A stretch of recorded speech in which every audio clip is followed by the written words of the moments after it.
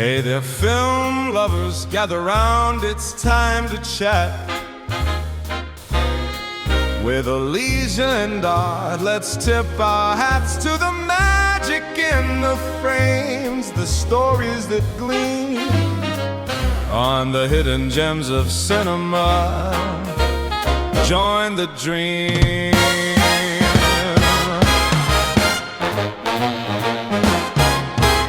A stroll through history, let me take you there.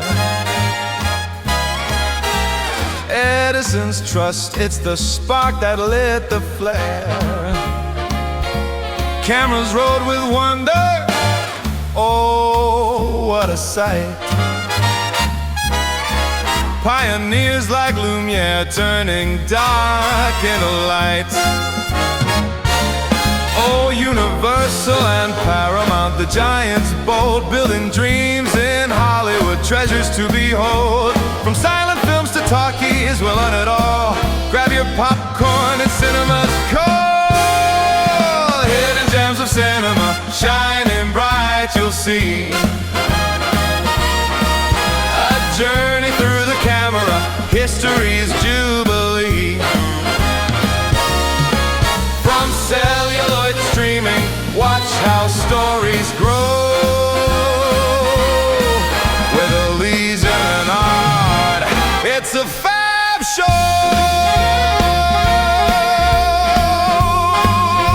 Yeah.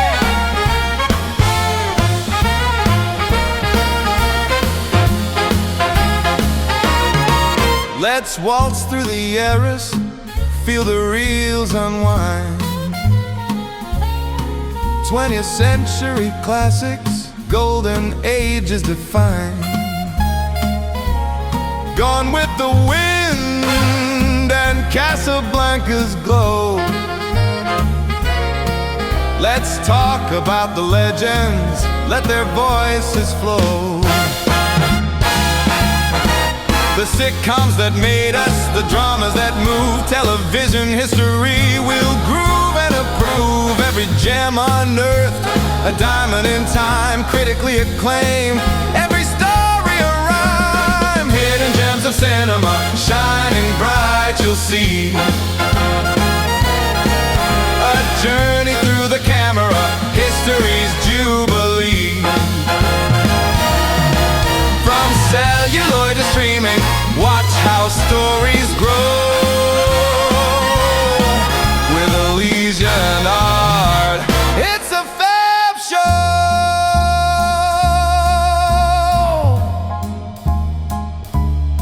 So tune in real close, don't let it slip away.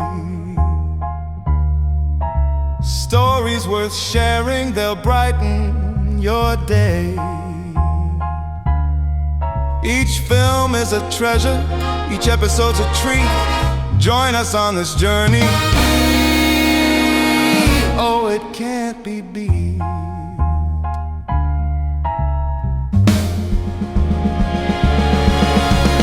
Gather round, cinema friends, we've reached the end. Hidden gems of cinema, where the past transcends.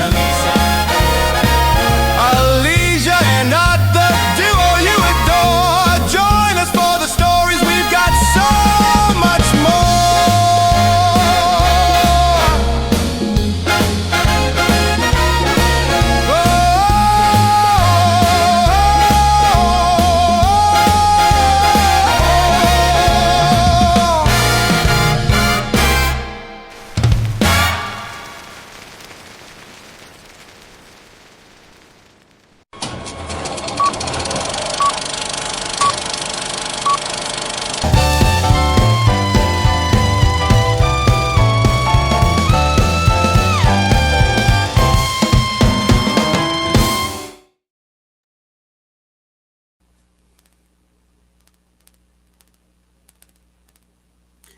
Hello, everybody. This is Alicia, or AVP, the female half of the Dream Team.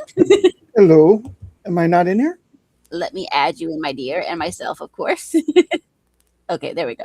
There we go. There we are. I thought we were Having Good a to see problem. everybody tonight. So we are on our second episode of Hidden Gems of Cinema. And we have a lot to Yes. cover tonight. Yes, we do. We do. Last time we covered the beginning of photography for the most part. And today we're going to finish off our photography segments and also get into the early film, mainly international film. We'll be talking about the Lumieres and Malays. Yes. And we mentioned the last time there was a Muybridge with a baby drama, the kind of thing. So we're going to be discussing that one first. Yes. So we always assume that baby drama happened more recently, but actually no. Muybridge is actually the forefather of that. Yes. And we mentioned last time that in 1874, Edward Muybridge murdered a man and went to trial for it. Yes. So let's find out about that trial, shall we? Let's go.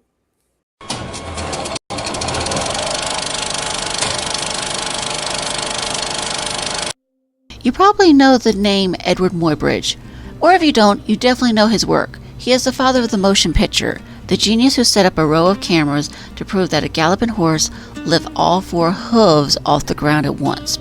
He captured the world in motion. He was an eccentric, a visionary, and a brilliant photographer, but there's one snapshot of his life that history books often gloss over.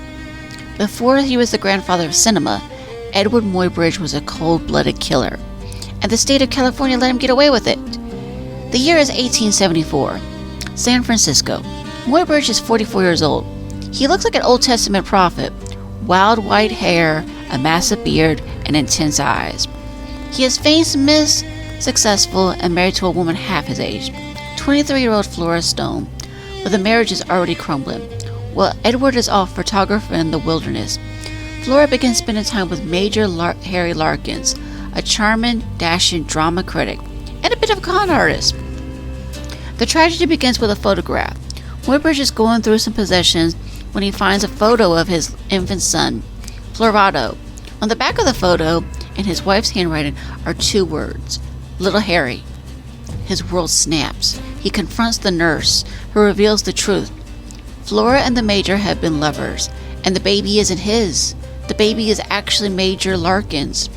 Muybridge doesn't call a lawyer. He packs a Smith & Wesson No. 2 revolver. He tells associates simply, "I am going to find Major Larkins." It is October 17th. Muybridge tracks Larkins to a quicksilver mine in Napa County. Larkins steps out into the darkness. Muybridge speaks calmly. "Good evening, Major. My name is Muybridge, and I am here to answer to the letter you sent my wife." He shoots Larkins point blank in the chest. Muybridge waits for the police. The trial is a sensation. The People versus Muybridge. To defend him, Muybridge's lawyer presented a radical argument, temporary insanity. They pointed to a devastating stagecoach accident in Texas in 1860, where Muybridge suffered a severe head injury that left him in a coma for several days. The defense argued that this brain damage, documented by doctors as causing erratic behavior, fits of temper, and profound personality changes, made him incapable of premeditation. But the jury isn't buying the insanity plea. They see a man who carefully planned a murder. So the lawyer pivots. He ruthlessly attacks Flora's character and in court, appealing to the, quote, unwritten law that a man had the right to defend his home and his honor. The jury ignores the judge's instructions on murder and returns a verdict. Not guilty! Muybridge walked out of that courtroom a free man, but the people he left behind were destroyed.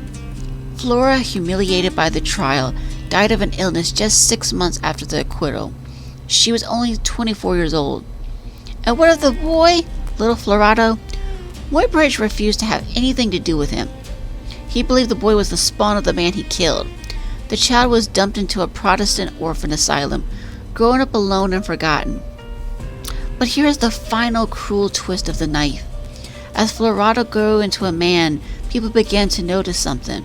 He didn't look like the handsome Major Larkins. He had the same nose, the same eyes, the same gritty build as Edward Muybridge. It is very likely that Muybridge killed a man over a son that was actually his all along. The son of the father of cinema, Florado was raised as a ward of the state. He eventually found work as a humble gardener and lived a quiet life in Sacramento, dying tragically in 1944 when he was struck by a car while riding his bicycle. A life defined by a single explosive moment he never even witnessed. 4 years after the murder, Muybridge returned to work and conducted his famous experiments with motion. He never looked back. It's a strange thought to live with. The moving image, the movies we love today, exist in part because 12 Men in 1874 decided that revenge was more important than the law and more important than the truth.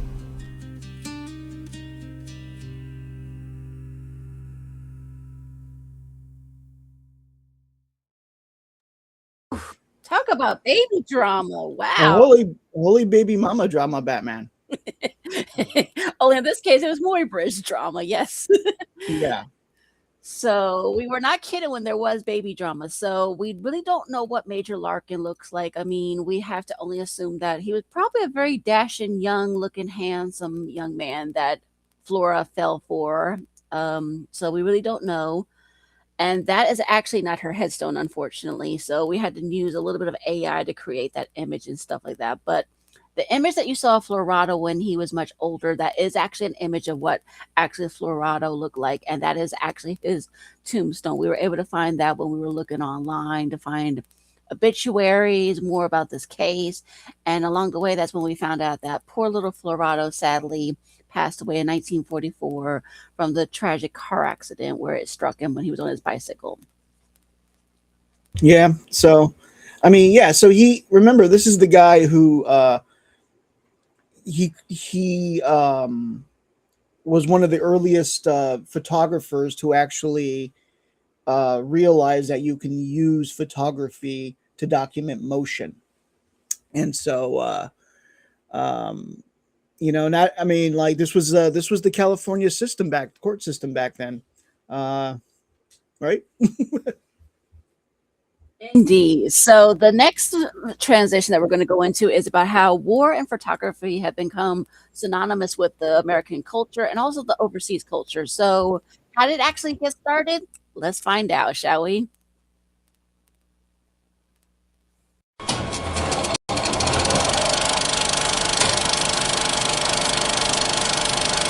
If all see the images, the split-second moments of violence, the heartbreaking portraits of grief, the stark landscapes of destruction, modern conflict is defined by the immediate photographic record. But for the first time in human history, the camera was present at war over 170 years ago, and the earliest images look nothing like the ones we see today. The story of war photography begins with a remarkable pioneer, John McCosh. He wasn't a journalist, he was a surgeon in the British Army. McCosh carried his heavy camera equipment, likely a daguerreotype, during the Second Sikh War in India, 1848 to 49. He documented the campaigns, the landscapes, and some of the key personnel. McCosh's photos are some of the first taken during a military campaign, pioneered the field simply by virtue of having the persistence to document it. But the real challenge lay in the slow technology of the time. Early cameras needed long exposure times, massive plates, and mobile darkrooms, making true combat photography impossible. You couldn't capture a cannon firing, you could only capture its aftermath, the Crimean landscape. The first war to be systematically photographed was the Crimean War, 1853 to 1856. The most photographer was Roger Fenton, funded by art dealers and the British government. His mission was not to show the horror, but to inspire patriotism and raise funds for the new war effort. Fenton focused on the vast picturesque landscapes, the stiff portraits of officers, and the setting of the conflict. He famously captured the barren slope littered with cannonballs, which he titled The Valley of the Shadow of Death. The photos were impactful, yet utterly sanitized. The smell of death, the wounds, the chaos, it was all left out of the frame because the patrons didn't want the public to see their brutal cost. The brutal pivot. That polite sanitation ended with the American Civil War, 1861 to 1865. Photographers like Matthew Brady and his team, especially Alexander Gardner, were driven by commercial interest and a desire to capture history. With slightly faster technology and armed with mobile darkroom wagons, they captured the unprecedented scope of the slaughter. For the first time, Americans saw detailed, gruesome images of the dead. Gardner's photographs from the Battle of Antietam, particularly A Harvest of Death, forced the public to confront the physical consequences of war in ways paintings never could. The portraits of war shifted permanently, proving the camera could be a powerful tool not just for documenting history, but for exposing its moral cost. Oof. Yes, so yeah, I mean, war was a very interesting thing for them to document because uh, it was something that it not only happens regularly, but it was never, you can only capture it in paintings and whatnot, and now you can capture at least the aftermath of battles and whatnot, and eventually you'd be able to bring the cameras right into the battle. That's very true because now we have a lot of journals out there in the battlefield. I mean, earlier we did not, like I said in my just segment there, that you hear that it was like it's very sanitized, very cleaned up, very polished and refined. But now there's a lot of very infamous images out there of war photography that we could have included, but we decided not to. But there's a lot of ones out there from Pearl Harbor to Vietnam to everything in between. But also, there's Yes. also photography that's Yeah. going to be leading into the crime segments. Yeah, we were going to talk about that as well. See, uh, what photography was supposed to do, what its main focus is to basically document. And in the case of war, it documented events, but in another way, it can also document people and certain types of people, such as criminals. Yes, and it would be a crime for you to miss this. So stay tuned for this one.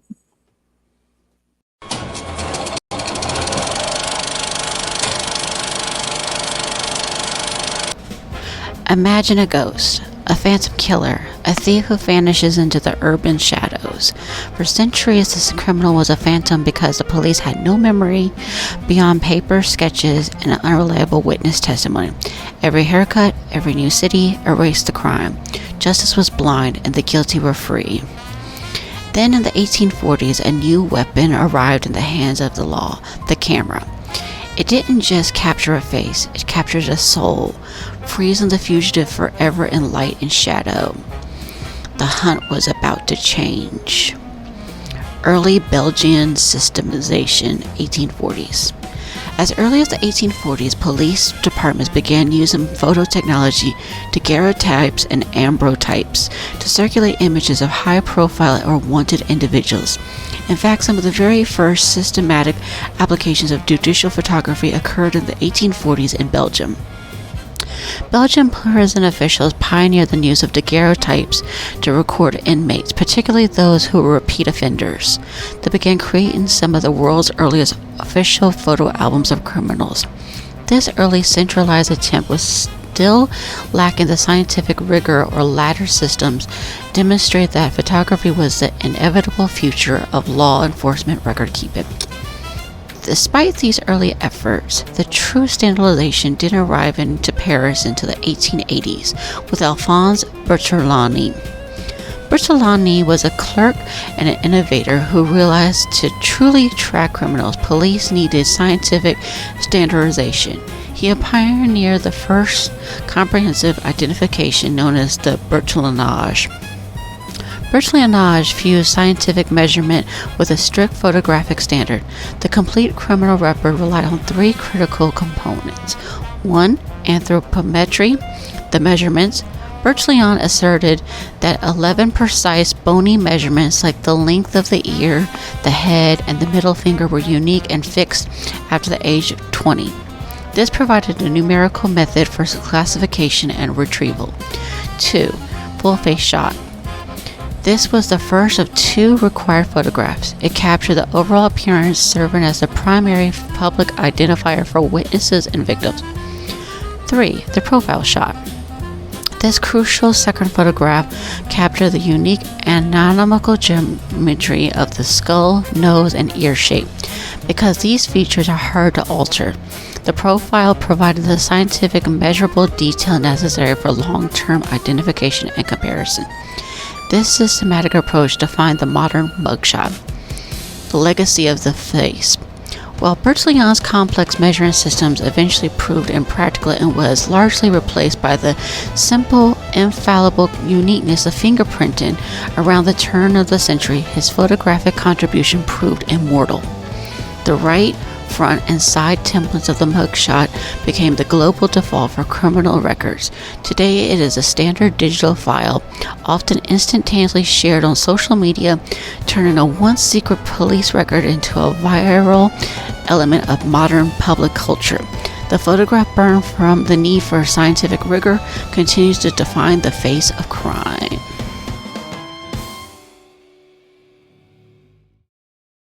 Wow. Okay. So crime does not pay when you're having to deal with that for sure. I'm not there. I am. Hey, There you yeah, are. you're right. Crime does not pay, and and nowadays it's more than just a mugshot. Now it's they got everything has a security camera now. But anyways, speaking of security cameras, that's also a different type of camera. It's Yes. because eventually photography leads to motion pictures.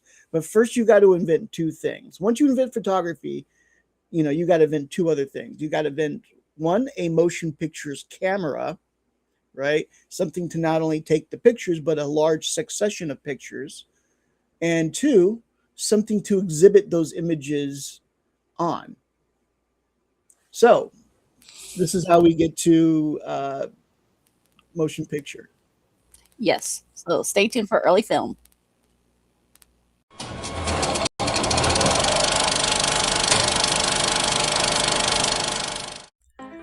Invented in the 1600s, the magic lantern was used as a form of entertainment. Offshooted from a portable camera obscura, magic lanterns projected images via its own light source and was frequently used for storytelling or education in the days long before movie theaters existed. Audiences would be stumped as to how these images were projected. These shows became more advanced as they began to move magic lanterns around and use multiple lanterns in their performances, developing phantasmagoria shows or enhancing already existing vaudeville shows.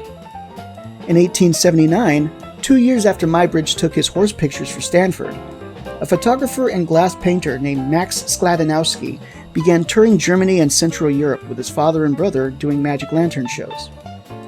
Max was a tinkerer and would build and improve on his magic lanterns, from dissolving one projection to another, and even adding pyrotechnics.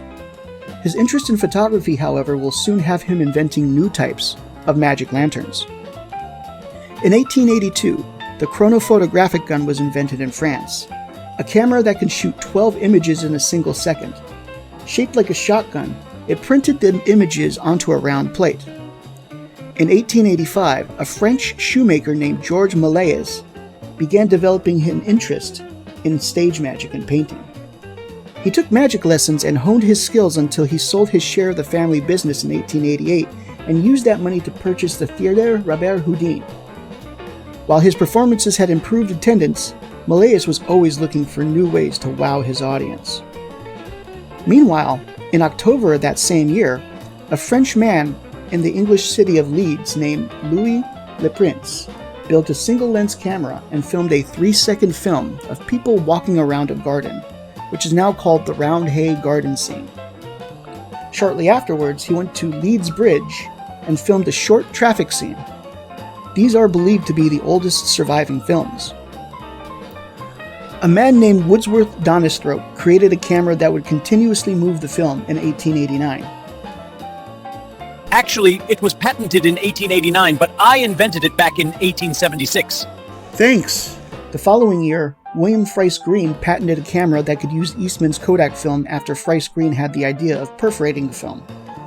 He sent details of it to an American inventor named Thomas Edison and his employee, William Kennedy Laurie Dixon. We'll get back to them later. In 1890, Louis Le Prince was preparing for a trip to the United States to show off his camera and films when, on his way to Paris, he disappeared and was never seen again. There are many theories. Some think he was ordered killed, some think he took his own life. We'll never know. The following year, Edison and Dixon premiered the kinetograph. In 1894, Sklananowski constructed his first film camera and a bioscope projector. He even developed the emulsion to coat his Kodak film. With this new equipment, Max and his brother Emil began shooting films in May of 1895. In July of that same year, they test screened their films with some friends and colleagues and were soon signed with Wintergarten Music Hall. They screened their 15-minute motion picture for the month of November 1895 to massive success. They then began touring with their films. They weren't the only ones touring, however. The Lumiere brothers and their cinematograph were far superior to Sklananowski's bioscope projector. In one demonstration, George Méliès was in attendance and offered 10,000 francs for their cinematograph. They declined to sell to him, and so Méliès went to London and bought an animatograph. In 1896, the Theatre Robert Houdin began featuring films amongst performances. Méliès began to study and alter the animatograph into a film camera, and through trial and error, learned how to develop his own film. He patented his own camera, the Kinetograph Robert Houdin, that he would nickname his coffee grinder. He and another founded the Star Film Company and immediately began making his own films. At first, he recreated many of the Lumiere films, but soon began filming some of his magic performances as well. He continued to experiment with cameras and accidentally discovered the stop trick when his camera jammed in the middle of a take. The stop trick is an in-camera effect that happens when you stop the camera, replace something within the shot, and start the camera again. The result is an abrupt change on film. One could also stop the camera, remove an object within the shot, and start the camera again, and it will look like the object had disappeared. He also pioneered double exposures, fades, split screens, and matting. George Méliès became the world's first true director. His films began to be well known, and he soon opened his own film studio outside Paris that had glass walls and ceilings to allow sunlight. He was soon commissioned to film the performances of a singer named Paulus, but Paulus refused to sing outdoors. Méliès was compelled to use multiple lamps to light him up, the first time artificial lights were added to the camera and action. But wait, you might ask, sound on film wasn't invented yet, so how could Méliès film a singer's performance with no sound? The answer is surprisingly simple. As the film of him performing was projected, Paulus stood behind the screen and sang the songs live. Méliès' films became more elaborate as the years went. He soon began telling stories through film, and in 1896 he filmed The House of the Devil, which is believed to be the very first horror film. By 1899, he was filming an adaptation of Cinderella. While the Sklananowski brothers would play their last show in 1897, between 1895 and 1905, Louis and Auguste Lumiere produced and presented many short films with their cinematograph, which was so advanced it could record, develop, and even project perforated film. This was done by adapting the technology of a sewing machine so that it could drag the frame of a film to the lens, expose it to light for a fraction of a second, and then drag the film to the next frame. They usually made short films of everyday life or featured dancers and other performers, with their most well-known video being the one where a train stops at a train station, which is a great example of how screen composition could affect the film. Though my favorite film of theirs is The Racing Donkeys. The Lumieres seem to have treated film like a curiosity. Their short film format didn't leave room for storytelling, and soon the audience's curiosity in film began to wane. So the brothers lost interest in film and began looking for ways to process color in photographs. Meanwhile, Méliès was filming historical recreations such as the Dreyfuss Affair, which became so controversial that police decided to censor it.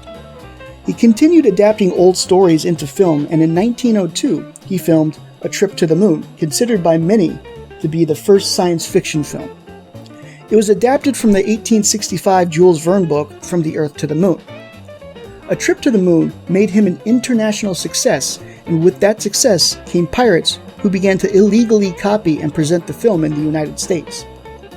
To counter the piracy, he sent his brother Gaston Méliès to New York to open a branch of Star Films.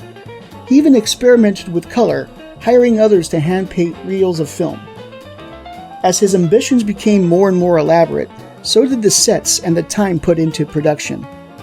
In 1904, he expanded on a trip to the moon and filmed The Impossible Voyage. Instead of going to the moon, the film travels around the world, into the sun, and back to the Earth. By 1907, however, his work began to decline, and the following year he joined the Motion Picture Patents Company. As a member, he was obligated to make 1,000 feet of film per week. He accomplished this with the help of his brother, still in the United States, who had opened studios in San Antonio, Texas, and Fort Lee, New Jersey. Méliès would also join the International Congress of Film Editors. In 1910, he made a deal with Charles Path to produce films that Path would edit and distribute. Méliès would grow tired of this deal by 1912 because of the heavy editing Path would utilize and would break that contract. So far, we've been dealing with film history from the perspectives of French and English history. In order to get into the perspective of the United States, however, we're going to have to talk about Thomas Edison and his Motion Picture Patents Company. Wow. Uh-oh. Yes. What? Ooh, Edison. Oh no. Yes. So yeah, that was the international story of film. And from here on, we're going to get a lot more national, although we'll still talk about the outside the United States. Yes, but you did hear us mention a thing called the Dreyfuss Affair. So our last and final segment for tonight is called the Dreyfuss Affair. You'll get to find out a little bit more about that and why it was documented and everything. So stay tuned for that one. Yeah. The Line in the Sand, the Dreyfuss Affair. Paris, January 5th, 1895. The air is cold, but the crowd is boiling with rage. In the courtyard of École Militaire, a young artillery officer is stripped of his dignity in front of thousands. His buttons are ripped off, his insignia torn away. As his sword is snapped in two, the officer screams, "I swear that I am innocent! Long live France!" The man was Captain Alfred Dreyfus, a French Jew convicted of spying for Germany. The conviction was a lie. The trial wasn't just a miscarriage of justice. It was a devastating moral crisis that ripped France in two. The Dreyfuss Affair shows us what happens when a nation chooses a convenient lie over a difficult truth. The scapegoat. Alfred Dreyfus was a model soldier, an ambitious, highly competent graduate of École Polytechnique. But in 1894, a handwritten memo, a bordereau, offering French military secrets to the German embassy was found by a cleaning lady. The real culprit was unknown, but the military command needed a quick conviction, and Dreyfus, being the only Jewish officer on the general staff, was the perfect scapegoat in a France rife with anti-Semitism. Without any credible evidence, he was convicted of treason in a secret court-martial based on fabricated documents shown only to the judges. His punishment was transportation to the most feared place on earth, Devil's Island, off the coast of French Guiana. 2 years later, in 1896, a new chief of intelligence, Lieutenant Colonel Jules Picard, discovered something horrifying. Picard intercepted a small blue express letter, a petit bleu, addressed to a dissolute, debt-ridden officer named Major Ferdinand Esterhazy. The note contained clear references to intelligence dealings with German military attaché. Combined with the evidence that was the Bordeaux handwriting matched Esterhazy, Picard had definite proof Esterhazy was the spy. But instead of admitting their mistake, the military leadership chose to protect its honor above all else. They feared exposing the initial judicial error would destabilize the government and weaken the army. Picard was silenced and shipped off to North Africa. The head of military intelligence, Colonel Hubert Joseph Henry, manufactured a new document, a blatant forgery, to definitely prove Dreyfus's guilt. The lie was cemented. By 1898, the truth was seeping out. The moment of moral reckoning came when the famous novelist Émile Zola intervened. In a blistering open letter published on the front page of a Parisian newspaper, Zola accused the highest levels of the French government and military of a deliberate, calculated miscarriage of justice. He titled it simply, J'accuse. The letter was an explosion. Zola was immediately charged with libel, but his actions forced the issue into the public square. France instantly divided into two warring camps: the Dreyfussards, who stood for justice, secularism, and the rule of law, and the anti-Dreyfussards, who stood for military honor, the Catholic Church, and entrenched anti-Semitism. It was a war over the very soul of the French Republic. The pressure became unbearable. Colonel Henry was arrested for his forgery and soon committed suicide. Esterhazy fled the country. Dreyfuss was brought back from Devil's Island for a new trial in 1899, but the army, desperate to save face, astonishingly convicted him again, this time with exonerating circumstances. Justice was still denied, but the political chaos was too great. The new president of France, Émile Loubet, granted Dreyfuss a presidential pardon, freeing him but leaving his conviction on the books. It wasn't until 1906, 12 years after the initial arrest, that the Supreme Court of Appeals finally and fully exonerated Alfred Dreyfuss. He was reinstated into the army with the rank of major and decorated with the Legion of Honor. Despite the harsh toll his imprisonment took on his health, Dreyfuss volunteered for active duty during World War I. He served throughout the conflict, including near the Verdun front, managing artillery supplies. He was promoted one last time to lieutenant colonel in 1918 before retiring from the service the following year. Alfred Dreyfuss passed away in 1935 in Paris at the age of 75. Buried with full military honors, a final silent rectification of the injustice he suffered decades earlier. The crisis ultimately led to a permanent separation of church and state in France and inspired the young journalist Theodore Herz, who covered the degradation ceremony, to conclude that the anti-Semitation of Jews into Europe was impossible. He became the father of modern Zionism. The Dreyfuss Affair proved that while power can be constructed alive, it takes courage, sacrifice, and the relentless pursuit of truth to tear it down. Woo! Woo! Wow. That was definitely a heated thing for sure. And so when we were talking about earlier, when we were talking about how Malay's theater would play the Dreyfuss Affair, and there would be a lot of fights during the Dreyfuss, is because people watching it could not, they couldn't come to agreement whether or not he was guilty, and they would fight over it physically in the theater. Yeah, that's unfortunate. I mean, and this is, like I said, this is before we would have the major heated debates that we have today. But for this era of early 20th century, it's like mind-boggling to know, wait a minute, they had fights back then, but yeah, this one was a big major one for sure. Because people say, well, are we for Dreyfuss or are we against Dreyfuss, or are we somewhere in between? Right. And so, it got to the point where the police went to him and they were like, hey, can you not play this because it's causing a lot of problems. And by the way, we got to talk a little more about George Méliès.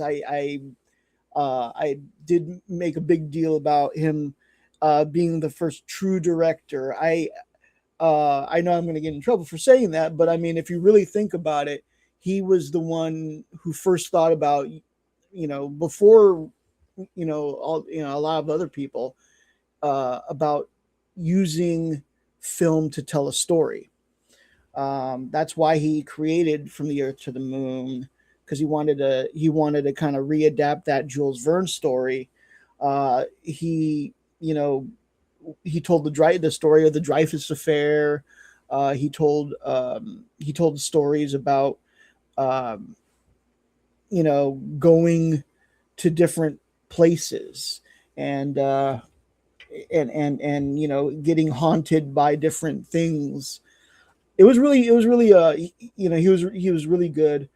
Um, he was heavily influenced at first by uh, the uh, Lumiere brothers, and as I said before, like he even tried to buy their cinematograph off of them, but they declined. So he had to uh, buy a different type of camera. Actually, he bought a projector, and if I remember, and he uh, he reverse engineered it into a camera. That's pretty cool. I mean, so his stuff we would say would basically is what helped pioneer later on the stop motions that we now see today. Right now, a, a lot of other people came in, shortly after him, and flooded the story scene, if you know what I mean, because we started, with the, starting in the United States. We'll start off with Edison, and it's going to start. His stuff is going to start off a lot like the Lumieres, instead of telling stories, they're just little vignettes, or they're just little scenes of everyday life and whatnot. He's going to send people all over the United States, all over the world, to film streets from everywhere from China to here in San Diego. We'll talk about that next week.